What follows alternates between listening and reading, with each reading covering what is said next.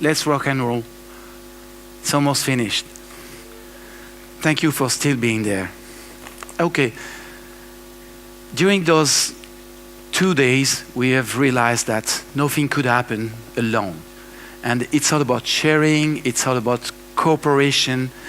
And I've been listening carefully to some of the people saying, well, I'm developing this kind of technology. Developing a technology alone at the far end of the world, won't bring you any added value. It's all about taking this technology, financing this technology, and bringing it to the place where it's most needed. So you have 2 levels, I would say, with the blue economy, the blue bioeconomy. We can, as entrepreneurs, as investors, we can look at the global picture and say, well, we don't need the politics, the framework, okay, forget about that, and it's a waste of time. And we are wrong, because nothing will happen if on one side we have a strong policy framework and a long-term vision, and working together with the politics to make sure that the blue growth become a global reality. This is the purpose of BioMarine. And today on the stage, I'm very happy because we have some interesting visionaries that are bringing, this blue vision as a concrete and efficient reality. So we have on the hot seat tonight, Finn, representing Innovation Norway. And you know that Innovation Norway is a key player in our industry. We have Jorge, is that correct? Okay. So everybody will know Jorge because during 2 days I've been all over. And Jorge is the Undersecretary at the Ministry for Science, Technology, and the most wanted is Productive Innovation in Argentina. Correct? Wow, I'm good. And then after, yeah. And then after we have George. He's a bit anxious, but he's a natural, so you see, he's going to be totally at ease. George is the, I have a blank. Yeah, Associate Secretary. Say it again? Yeah, it's okay. Is Mr. Blue in Quebec. Okay. And he's the one that is handling, the 1.5 billion he's going to talk about. He's the one, writing the checks, which is the most important. And at the far end, we have Raul. I met Raul. He's in the middle of the Atlantic Ocean, in a place where everybody goes, for having 1 week off, plenty of sun, plenty of dancing at night. He's from the Gran Canaria, and Raul, the exact title is the Economic Development Energy R&D Counselor at the Cabildo of Gran Canaria.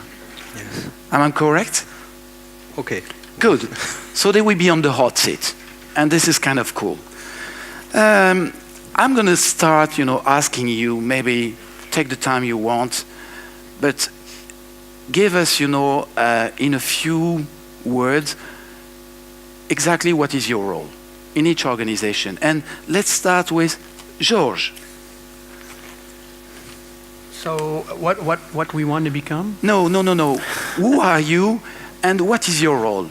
Okay, so my name is George Farah. I'm General Secretary responsible to the implementation of the Quebec Maritime Strategy.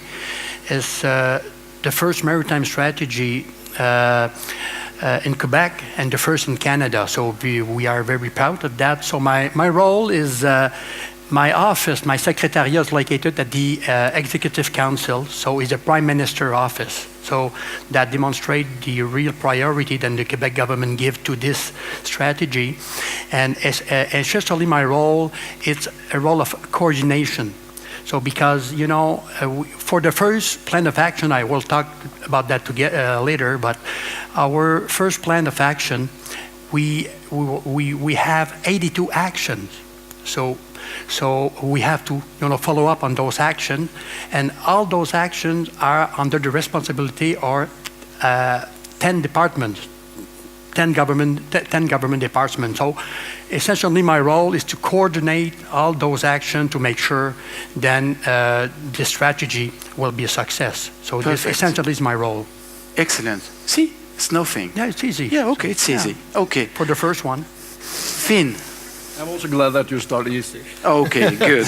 I represent Innovation Norway, and we are the organization in Norway that give grants, loans, and also help promote Norway abroad as a trade promoting organization. Also the Tourist Bureau of Norway. My specific role is that I'm head of a small unit called Invest in Norway. So my responsibility is to attract foreign investors to invest in Norway in all the abundance of opportunities that we do have. And also I must say that I'm impressed, Pierre, that you have actually so many people here, because a lot of business that is understanding culture. And Norwegian business culture is that, you know, after 2 o'clock on Friday, they're very hard to get a hold of a Norwegian. But I think you've done that quite well. Thank you, thank you.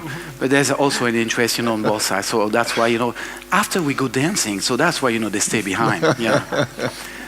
Okay, Jorge. Yeah. Who are you?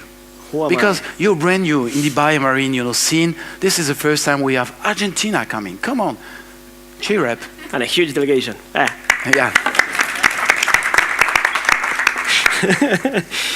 Well, I'm the Undersecretary of Policies of the Ministry of Science, Technology, and Productive Innovation.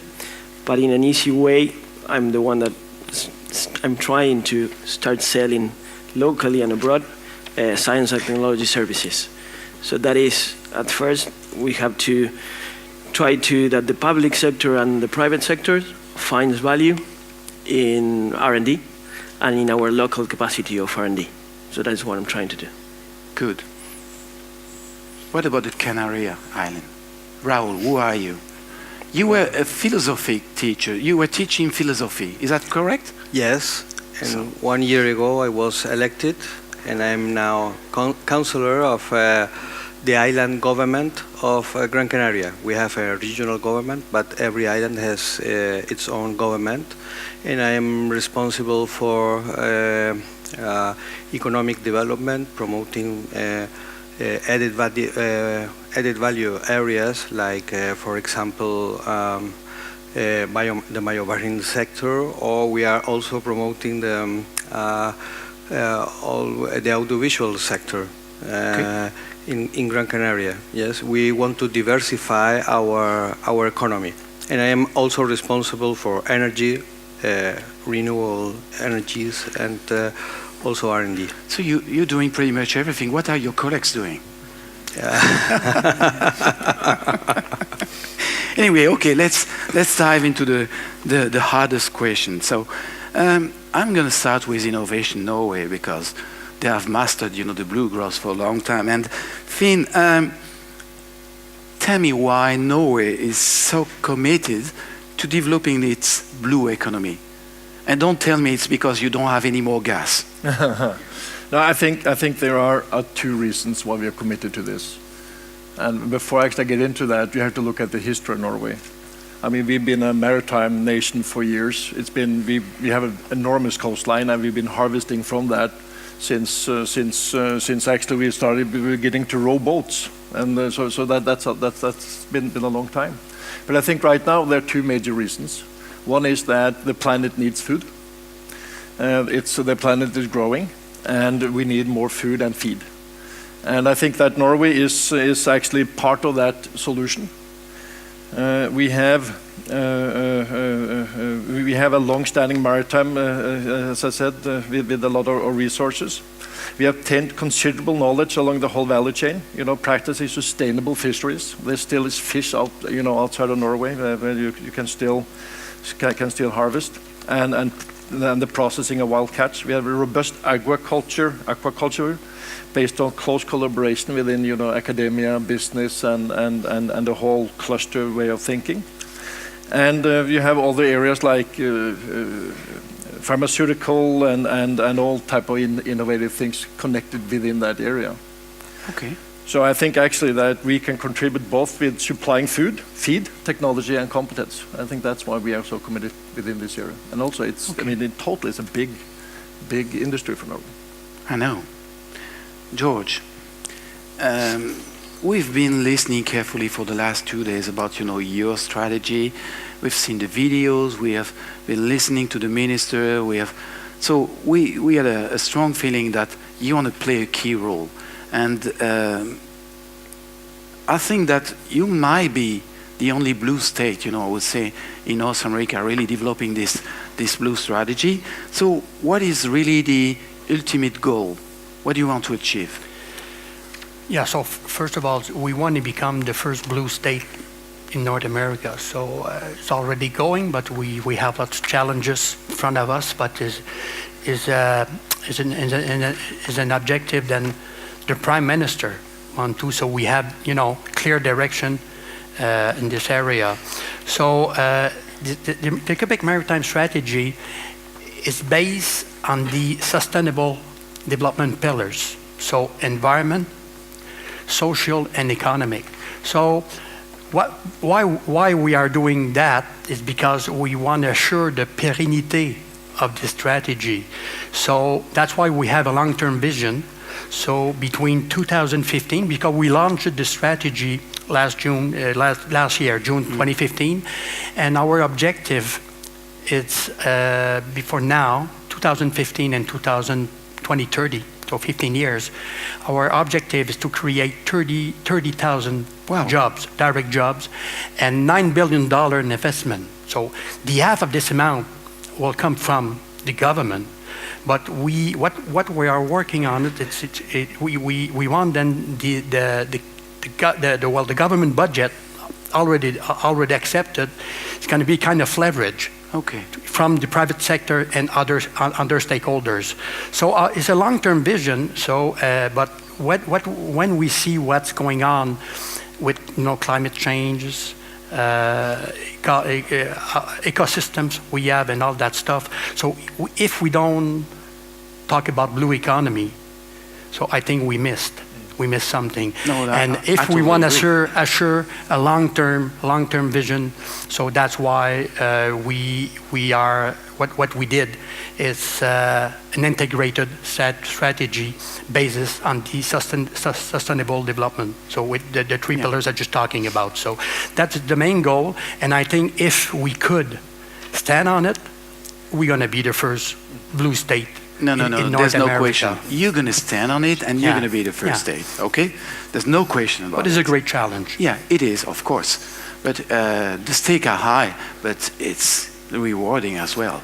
Yeah, 30,000 jobs, and the money you're putting on table is quite impressive.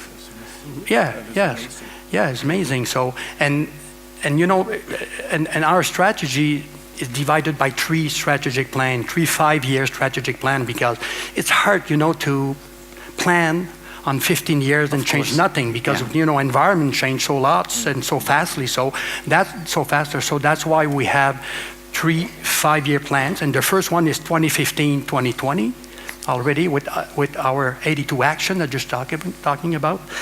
And what's the thing? What the facts? What's happened to give some credibility to our strategy is the budget we have with. So we have 1.5 billion government public money for the 5 years, the 15-20 years. So because you could have the best document in the world, the best strategy in the world. So if you have any tools, to realize it. So so that's why honestly we present the strategy somewhere in the world, someplace in Europe, here today, and somewhere else, and all the people was really impressed by the financial plan we have with our strategy. So and the enthusiasm, because I can't stop you. You could be there, for 2 hours. It's so full of energy. I like this. Okay. And biotech is important in this strategy. We come to that, in a second. Can I add? No, not yet. Because, Raul was looking at George, say, well, 1.5 billion. Exactly. Okay, how can I get this money? But before I go to you, Raul, well, I want to go, Southern Hemisphere. And, okay, what do you want to put Argentina on the blue country list? And tell me, with the same enthusiasm, how you want to achieve this? Okay. First of all, Phil said a few reasons why they're working on that, and those are the same reasons for us. But actually, we want to go into a Blue Horizon strategy because we really have a huge potential, and we don't want to waste it. And in that sense, we really want to start producing more out of our sea. So far what we have is only fishery, and we want to start harvesting also. And so as to develop agriculture in Argentina, we define two things. The first one is that it has to be sustainable, and the second one is that the production of it has to be high quality products. And in a 20-year view, what we decided is to get up to 200,000 tons of production out of the Argentinian Sea. And within that, so far, we have nothing at all. So we need to establish proper conditions so as companies want to start producing in our sea. For that, we need to work in regulations, we need to work in technological development, we need to work in all the supply chains. We don't have nothing so far in Argentina. And we don't want to go really fast. We just simply want to do it the proper way and carefully. So in that way, we decided to work with the agriculture minister and our ministry so as to work in a pilot, the first pilot that we're going to be doing in Argentina. And it's going to be an integrated multi-trophic farm in which we want to produce rainbow trout, mussels, algae, and king crab. It's going to be a pilot of 1,000 tons per year. And in that sense, we're going to be working in all the R&D needed, but also in the commercial part and the marketing part. And that's for us, it's going to be the pilot that settles all the regulations. Imagine that we changed it already, but in the beginning, you have to certify some kind of products. And imagine you wanted to do mussels, and in one part it says, how many legs does it have? So we need to change a lot of things, but we are. It could be the European Commission things. So those are the things that we want to work within this pilot, and in 3 or 4 years, I think we're going to have the proper conditions to receive a lot of companies from abroad in order to start investing in Argentina. And for the pilot itself, we're going to be launching it at a public tender at the end of November, and everybody of you is going to be invited in order to participate in it. I think it's going to be a really nice pilot to work and to be part of it. Raul, in terms of Blue Maritime Strategy, I know that you're an island, a group of islands, and you're the most famous destination for our Norwegian friends, because I think that there's more Norwegian in Gran Canaria than inhabitants. Is that correct? Most probably. More people living from abroad, you know. We have a 800,000 inhabitants. Yeah. But we have this year we estimate 4 million tourists. Gosh, wow. So, as you have the tourism, what do you want to move into the blue economy? What are the reasons and what do you want to achieve? Yes, well, the first message that I want to communicate is that we are much more than a touristic destiny with sand and beach. We have scientific research institutes, we have a blue-oriented university, we have qualified human resources, so and also marine species. So we think that we have the conditions to develop the BioMarine business in Gran Canaria. For us, it is very important to diversify, to make more sustainable our economy, and not depend only on tourism. And we think that this sector, in an island that is surrounded by water, you have to think blue. It is you have no chance to think about another thing. Yes, and well, we want to have cooperation with other blue regions. We want to also to attract investment, because we think that this could boost our blue sector. We need to have also blue business in our island, not only scientific research institutes. Yes, and well. Our economic development agency gives services to all the new companies that come to Gran Canaria. And if I can give an example, recently we have our first in the audiovisual sector, yes, the first animation company, international company, and we provided them all kind of support. You need headquarters, we will find these headquarters. You need advisory about our tax incentives or our fiscal advantages, we give it. The local labor force needs extra training. We design a training program for the local workforce. So I think that our government is really committed. We don't have so much money. Yes, we are a little local government, but we are doing all what we can in order to develop this sector in our island. But this is very interesting because just for the record, Gran Canaria is almost at the same latitude than Africa, and it's a gateway because they are fixing the oil platform. They are a terrible, well, when I say terrible, it's a huge shipping industry for repairs, for everything. And with the biodiversity that are around the island, it's a normal, I would say, move, to get into the blue bioeconomy. And I think you're doing well, but it takes time. But I like the idea of having the one-stop shop, helping the companies to ease, the burden of administration. This is kind of cool, yeah. Okay, I must admit. Finn, you were about, to react about, the 1.5 billion. I think, with your sovereign fund, you have much more than that. I think it's a billion. I think yeah, billion, sorry. Billion, that's the word I was thinking about. Yeah, billion, okay. No, just say that's it must be fun to be the responsible in your having that type of resources. Okay. So we understand now what are the actors, how they position themselves, with their vision. Now let's talk about, the interaction international level.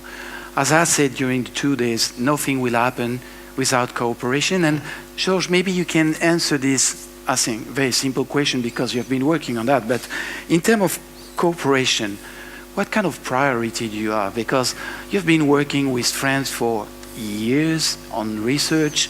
You have established partnership with pretty much all the key countries. But what do you expect in terms of international cooperation? So we expect a lot because I think we have to share our knowledge because the time is running against us, I guess, with climate change and then all what's happened. So that's why we have to build cooperation with other countries, other organizations, and share our knowledge, and it's going to be more faster. But we have to reach that on the win-win situation, So on research, on investment, on both sides, so we are looking for that. So we already have, just like you said, a lot cooperation already with some countries. Just for example, last week, we just announced the Institut France-Québec sur la recherche dans le domaine maritime.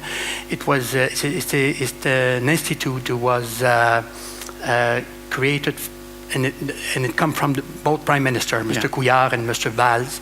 So we just announced this institute, and the institute was going to be based in Rimouski. Mr. Farah, the mayor of Rimouski, is here, so you're going to be there next year. So for collaboration in research, all kind of research we need. So, but we are open to other collaboration with other countries, of course, and just for example, on the aquaculture, to be practical. So we practice aquaculture in Quebec since the beginning of '70s, but only on mollusk. We say in English. Yeah, so you have a top expertise on that. Yeah, for sure. So blue mussels, oysters. So, but what we are looking and what we see here during this convention, so we have to go forward and prioritize seaweeds, aqualga, and it brings value added. So, and you have to do it in a sustainable way. So we are looking because we know we're not so advanced in this area, so that if we could, make a deal, arrangement, cooperation with some countries or research organization who are competent our good technology in this area, we are open to do it, and some in other areas too. But already we have good researchers in Quebec, as you know. So we have CRBM, we have Merina. But you have also very good companies, SMEs. You have a seedbed of SMEs that is absolutely amazing. And maybe the next step is also the research is mastered, in Quebec.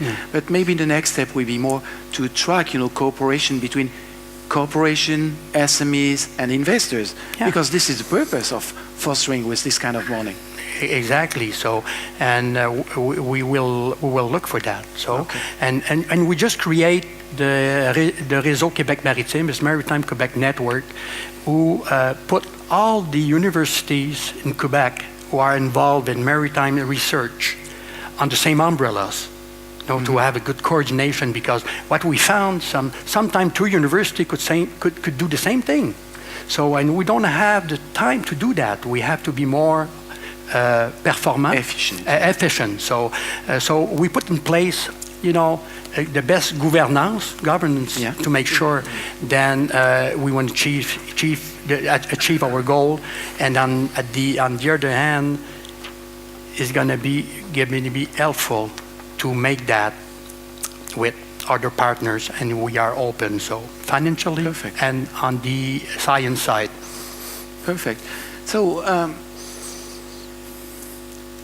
just bouncing on this, Finn, as Norway, I don't know if you're working with pretty much all the countries, the maritime countries around the world, and what would be your primary objective developing new cooperation? What do you try to achieve? Because you have already some partnership, and I don't know if Christina is there, in the room, but the Research Council is already working with pretty much all the largest country in the world. And so attracting business or developing business relationship, what will be, the key targets? Is it because the oil is down and you want to redevelop, the economy about the new sustainable carbon-free economy, or what is the objective? I think the BioMarine, this is very exciting. As I said, it's a big economy for Norway, and Norway is a small country, and I think that, and it's pretty much also what George is talking about also, is that to be able to have speed, to be able to utilize the complete value chain, I think we have to learn from one another, and I think that is the key part. And we've gone through the aquaculture area, where I think we have a lot of expertise, and we still can gain expertise, and we see that actually some of the bigger investors are now looking into this. You have seen Cargill, you've seen Mitsubishi that is looking into Norwegian companies, and now we're talking about more sub-level harvesting and going into new areas. None of us are experts on this. I think we are so many areas here where we could do more collaboration, more work together to be able to harvest in a sustainable way and learn more about how to move this industry forward. It's good for each country, and it's good for the total society. Because this is, I think, it's a new opportunity to both have food and feed. So if I get you right, you're still open for business? Absolutely. Good. And I think in both ways. Okay. Because I think we all have something to learn, and we all have something to teach. What is the last investment you attracted in Norway? As the Innovation Norway fund manager, what is the last one? Give me an example in the blue economy, of course. Oh, that's very difficult, because that's confidential an industry still? that works very much by itself. But actually, I had an Iranian company within a polymer area that was quite interesting. So yes. Okay. And yesterday I was selling energy in terms of hydro energy intensive industries. This is the only country in the world where the politic people, are selling. I don't see another country where you have multitasking, at this point. It's a small country. We have to do many different jobs. Good. Okay. Raoul, being a small island, in paradise, living in paradise, but being, so outermost territories in the middle of the Atlantic, how do you envisage, your development with the blue region within the EU and outside the EU? Because you are exactly in the middle of the ocean. how do you see the development, your development? Yes, we are very near to West Africa, and we have also good relations, yes, with all these countries. And nowadays, our port is a hub, yes, for repairing ships and also oil platforms. So I think that we could also be a hub for biotechnology, BioMarine business, and so on with West Africa. On the other hand, also we are fully integrated in the European Union, but we have the best tax incentives in the whole European Union. The average in Europe is 25%, and in the special Canarian zone, you pay 4% only tax. This, you mean 4, 1, 2, 3, 4? Yes. 4%? And with a condition, you have to you need only 5 employees. Yes. Okay. But, and there are also other fiscal advantages. Yes, complementary to this.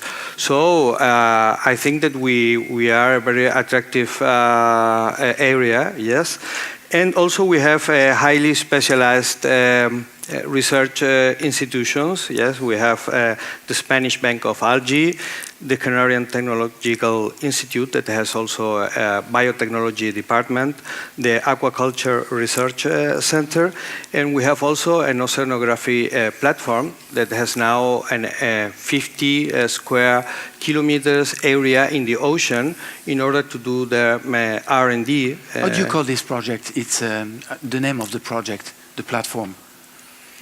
Plataforma Oceánica. Okay. In Spanish. Because the last time I was in Gran Canaria, they were trying to launch this. I don't remember the name, but so it's on.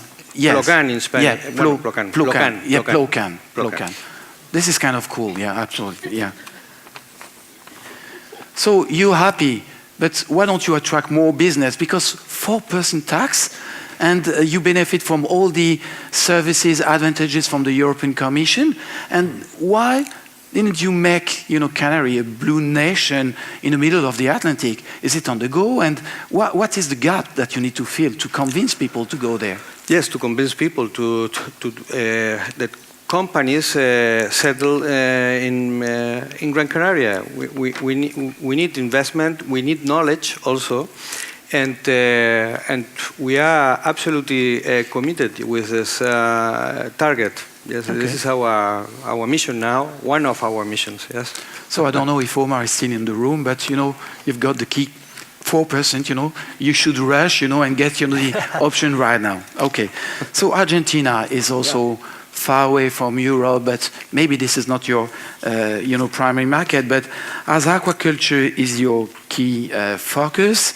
Do you envisage any other priorities around the aquaculture? How are you going to develop your plan for aquaculture without spatial planning, and how do you foresee the development in order to be sustainable from A to Z? Well, yeah, aquaculture now is our focus, but our program is within an umbrella plan that is called Pampa Azul, the blue pampa that the minister told it yesterday. Within there, we're working with other 7 ministries. We have 19 different task groups that work in different areas. We're working from spatial planning to measurement of species to the movement of currents to producing renewable energy and also productive areas as aquaculture and there in the sea.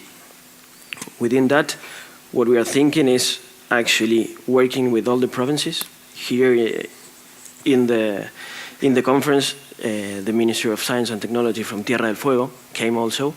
That is the southest province of Argentina. Ushuaia. Ushuaia is the capital of the city, of the province. And with all the governments of the provinces, we have to work in the planning of all of this. We have done a national law in order to regulate the sector, but we need to make regulations that are stable at every state. So we were working on that also. And how do you attract people? Because you don't have the 4% tax that Raul has. has developed, in the Canaries. So how do you make Argentina attractive in terms of foreign investment? Well, we're working as very integrated in the government, and since last December, we are working a lot in changing macroeconomics in Argentina. There were a lot of things that we need to change in order to get foreign investment. We have done a month ago a huge event in order to show all the opportunities, the commercial and productive opportunities Argentina has. And we have worked a lot, and I think that today Argentina is a really good place in order to go for new businesses. Because in the last maybe years there weren't a lot, so it's highly attractive in order to start from that point. And the thing is that in aquaculture there's so little being done that it's also really attractive in order for the ones that know it to start working on the state of art of the technology and trying new things, because we have also a really good system of science and technology in order to do R&D. Let me ask you, each of you, what will be the question you want to ask, to the panelists in terms of, okay, I've got my island. It's a beautiful place, I have plenty of biodiversity. Raul, if you were to ask, a question to Finn, say, how can I attract your business? What would be this question to Finn?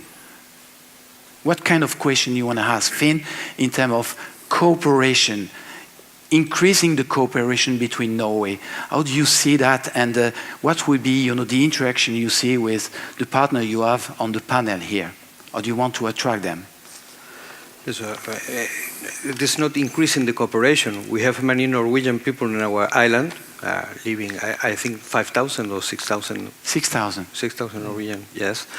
Well, we have to create this relationship, because we have a tourism relation, but there are not too much commercial relations. So I would ask him how to create this relationship that in this moment doesn't exist, or it is not very strong.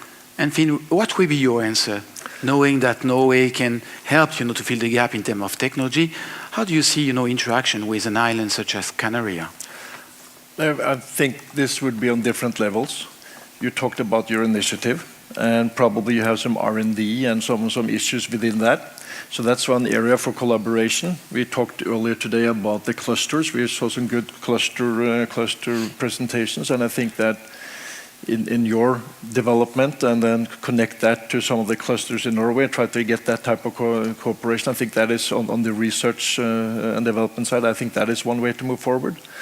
It's to look at within your businesses, where are your markets in terms of where are we selling in our markets, and do we have some sort of learning from each other, or anything that we could tap into new markets, anything like that.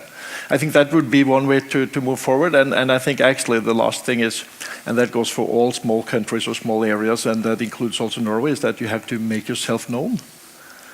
I mean, you have to talk about it. You have to be around and talk to the people here that are from the different areas, either in Norway or the areas that sit with some sort of competence that you would like to tap on. This is a very interesting point. This is really interesting, because we know about Spain and the fishing, but we start to discover that Canary has a role to play. And I agree with Finn, maybe the communication should be the first incentive, making your island and group of islands, they were known about the potential. It's all about communication, you're right, maybe.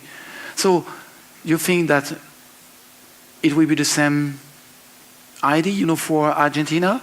Is it only a matter of communication? How do you want to attract, this international business to Argentina? What will make Argentina the place for Norwegian to come and start aquaculture, or our friend from Elin from Biotechnos to develop maybe partnership with the Terra de Fuego for biodiscovery? How are you going to convince those people to come to Argentina? I think first that you have a lot of virgin places in order to go and start making aquaculture there.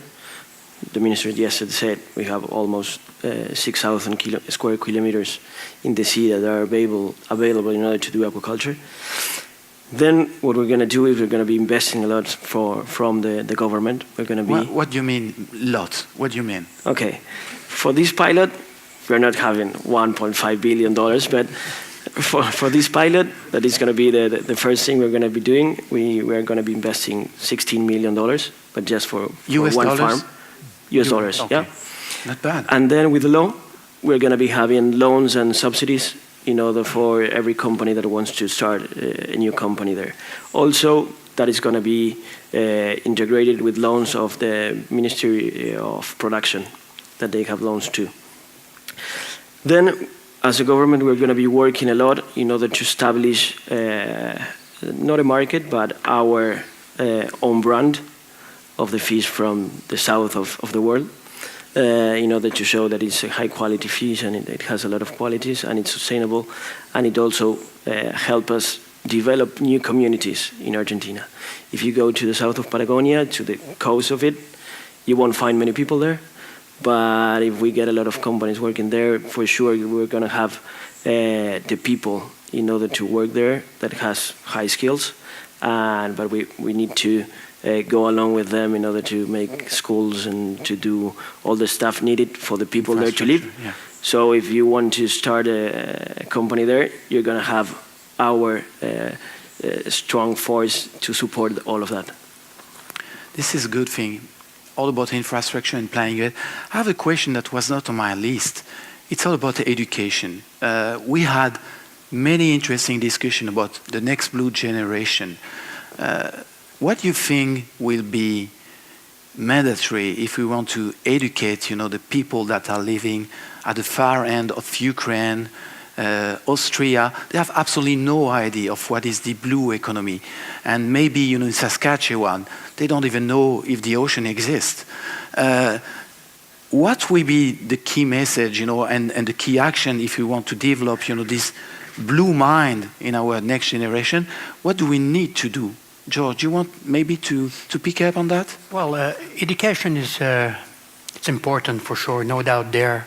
So, but we have to go where the people are, and so we have to sell them the importance, of the sustainable way to develop our economy, and also. It's good for the economy because it's going to be good opportunities. Of course. Okay, because it's got a well-paid job, and it's going to be good for not only for Quebec and Canada, but for the whole country. So, but we have to work on that file, and the education people have to be involved in this area too. Because if they don't, we're going to have some problems. So just for example, because our $1.5 billion is just not for bioeconomy. Biotechnology. It's we want to invest in the logistical hubs, maritime infrastructures, shipyards, and But on the other way, and just example. So yeah. On the maritime sector area, we miss employees because really, because the young kids who live far away from the St. Lawrence River don't imagine the opportunity you could have in maritime area, maritime sector. So we have to go. And we develop a special program, and so we have to meet the people far away from St. Lawrence who say, well, don't forget, and we have to reach, the student where they're young, 10, 11, 12, 14 years old. Agreed. Because it's at that time that decide what they want to do. Yeah. So you have to be there at the beginning. So it's a great challenge, but I think we are on a good way. Yeah, absolutely. Yeah. Oh, bouncing on that, for Norway, Finn, with the oil going down, all the knowledge, the expertise you've acquired around the oil energy, how are we going to use this knowledge and transfer that to the blue economy? How do you envisage, foresee, the mutation? I think that a lot of the employees needed, the competence needed within this blue way of business needs a lot of competence. I think if we miss on the competence and the research area, I think we might get into some real heavy problems. In Norway, we do have a reduced number of people working in the oil and gas industry. And there are definitely opportunities for them within this type of business, but also the supply. Many of these have worked with the high-tech supplies within the oil and gas industry. Mm-hmm. I think we have almost 4,000, or we had almost 4,000 companies in Norway working on the supply side within oil and gas. Wow. It's probably something you've seen in Canada too. It's an enormous, and many of these are very small.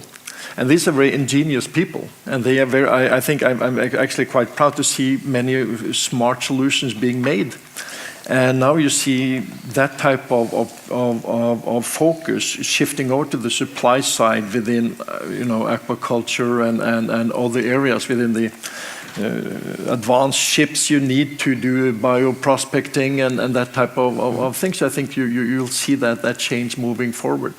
So just hope that we are able to get as many as possible into a new economy. Of course, this is one of other economies within the ocean space that are areas that we will focus on. Correct.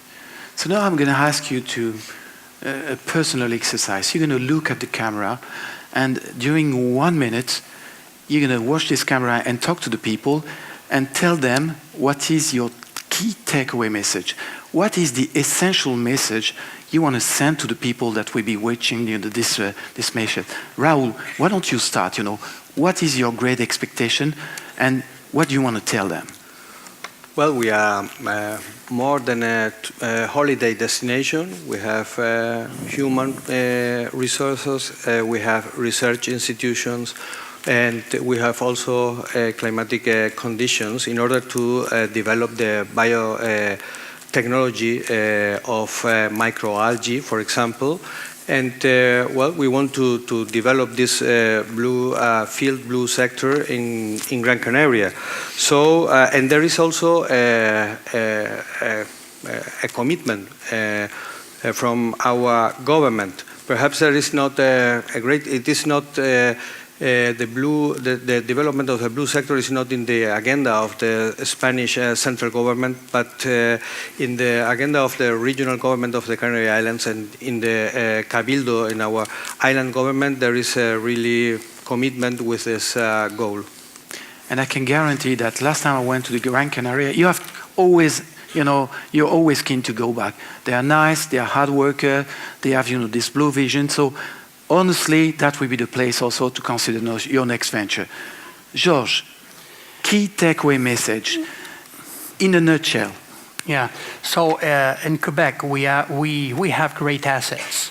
Okay. First of all, thousands of kilometers of coastal, fresh water, very high quality water. We have manpower, we have the searchers, and we have the money.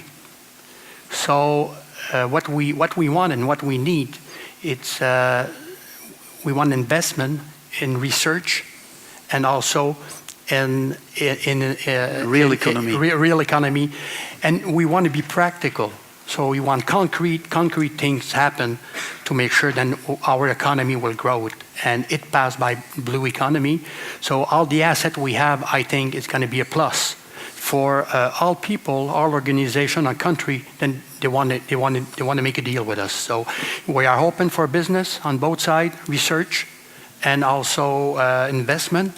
And you are welcome, Quebec. And as you know, next year we're going to be there. Pardon? Next year we're going to be there. Yeah, in Rimouski. So we are proud. And last year you decided, Bika, then the next North American convention will be in Rimouski. So it's a privilege for us, and I think you will be well received with the warm hospitality of the people of Quebec, especially in Rimouski. So absolutely. So we hope you'll be there, and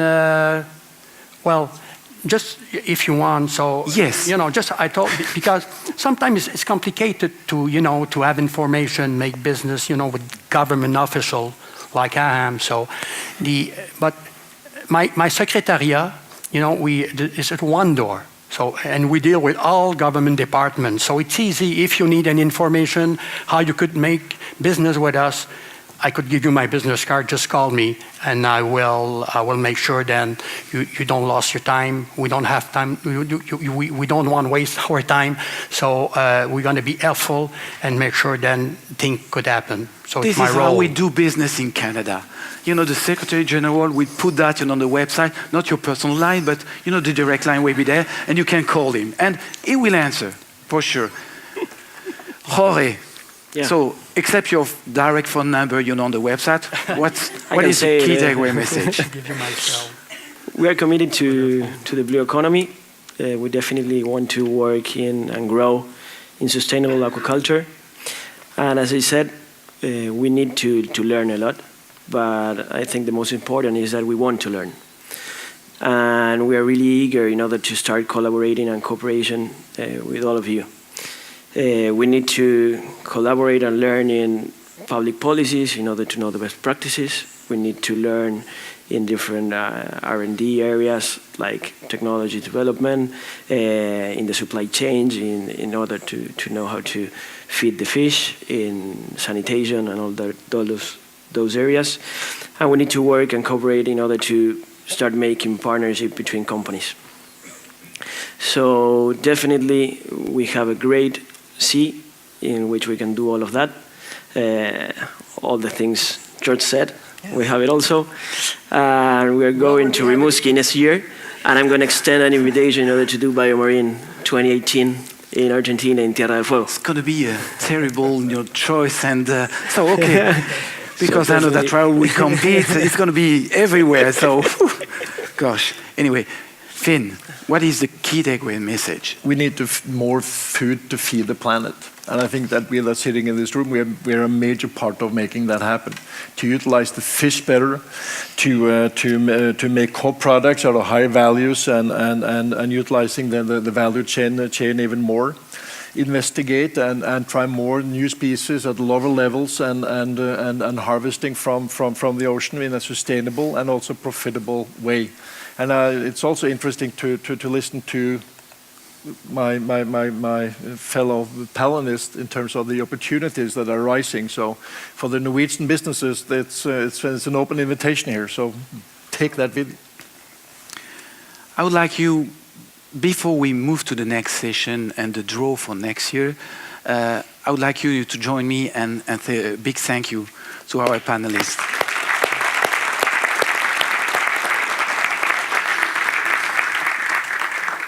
Stay put for 1 minute, because we had a technical problem at the beginning, at the opening, and we couldn't pass the message from His Highness Prince Albert of Monaco. And if he knows that, he's going to kill me. So I want now to send the message from Prince Albert. And just after, if you go away, you won't have the chance to get your free pass for 2017. So stay put also, okay? Can we launch the video from Prince Albert? Say again? Okay, no problem. Send the video. Yeah, it's okay. No, stay put, it's okay. Ladies and gentlemen, dear friends, although I'm not able to join you for the 7th BioMarine Business Convention, I was very keen to send you this message of sympathy and support. I'd like to commend and encourage this excellent BioMarine initiative, which year after year has proven its relevance and utility. The challenge of blue growth, which once was regarded as superfluous, is finally demonstrating its necessity and potential thanks to you. Its necessity means considering maritime matters for what they are, key issues of our world, its climate, its balance, and more broadly, its future. A fragile planet, a concerned planet, a planet of soon 9 billion inhabitants, cannot survive without using the ocean's resources in a sustainable manner, without creating true growth with the oceans. What is also at stake as regards BioMarine is the huge potential that this blue growth offers, potential still widely underexploited, but which we are beginning to see develop. We therefore need to take matters further to encourage this major global movement, involve all the stakeholders concerned, public and private alike. Above all, like BioMarine, we need to work in a spirit of responsibility, capable of reconciling the future of humankind with its environment, our own future with the future of our planet. Faced with such a challenge, with issues that directly dictate the future of our world, we all need to move forward in the same direction.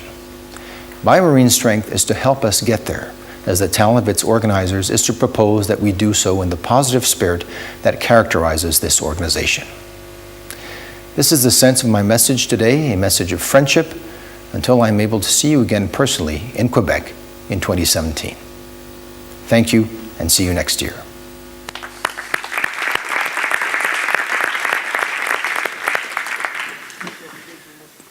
Stay put, we're going to go and have the draw for 2017, and also we're going to have the flag ceremony. So, thank you, gentlemen, for this participation.